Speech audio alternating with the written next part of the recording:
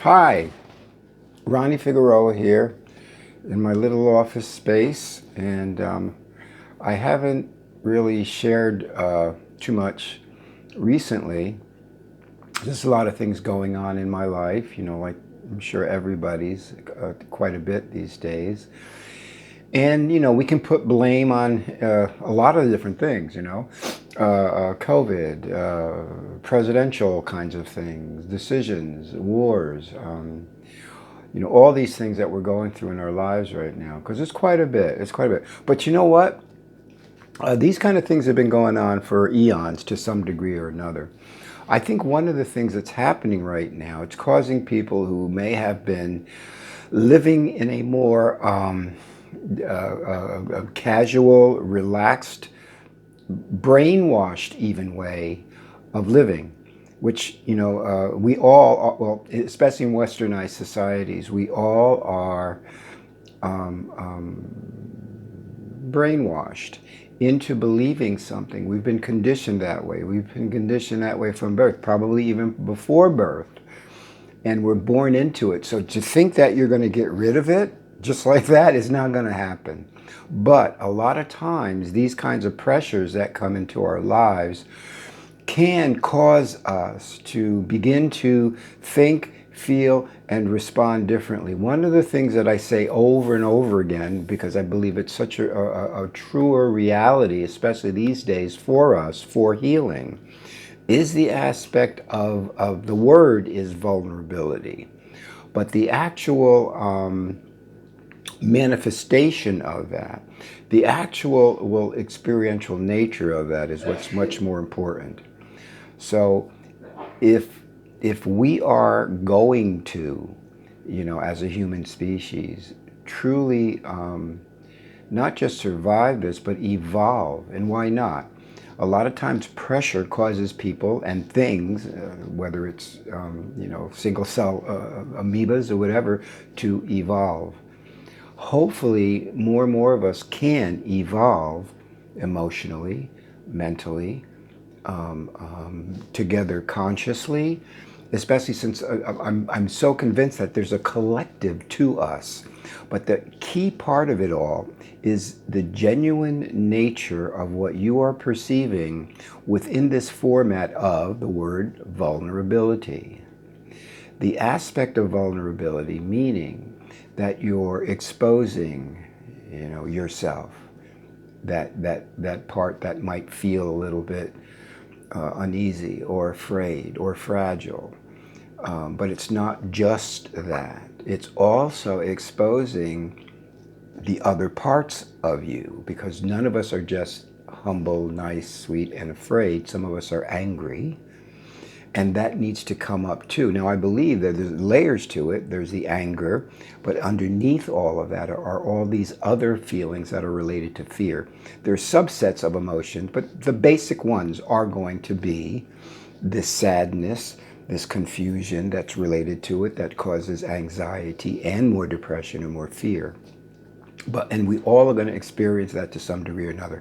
The idea is to expose it, and these times are helping that to happen.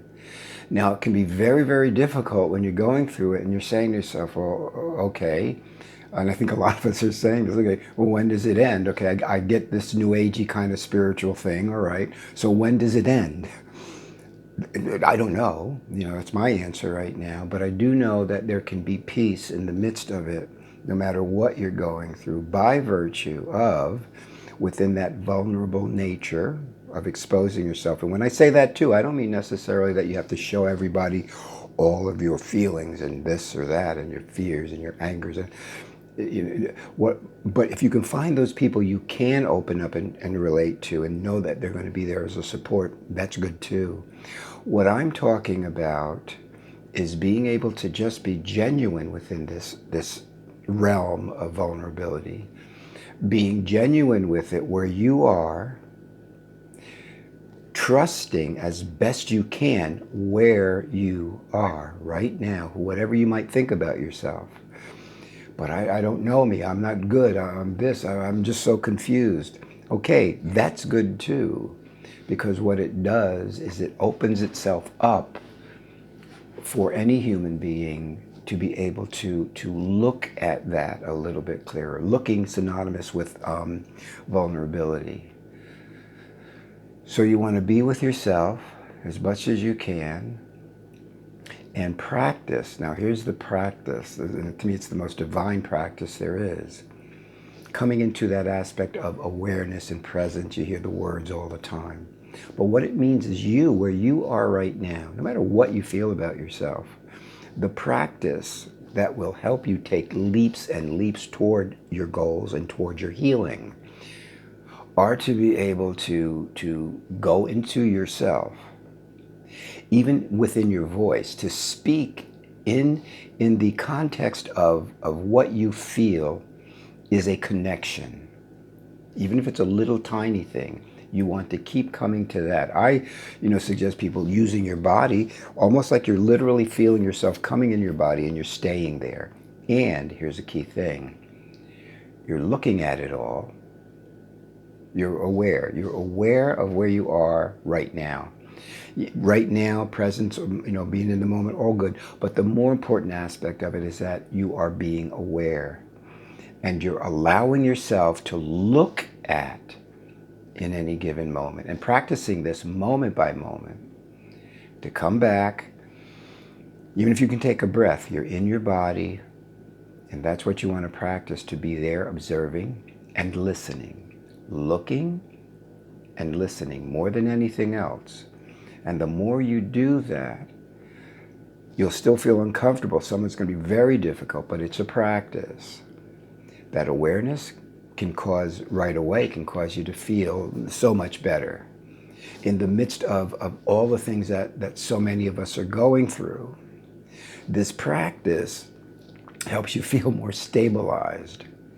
And always practicing, even as I'm speaking, I'll speak a lot, I'll say this, I'm doing so many things with my business, my couple businesses and whatnot, and relationships, this and that.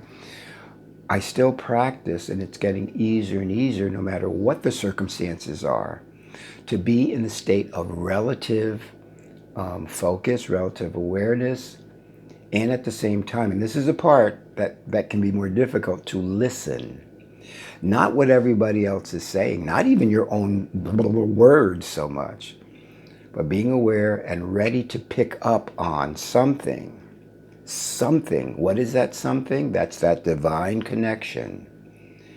Is it a question, well, I'm just going to sit here and just wait and listen? No, that's bullshit.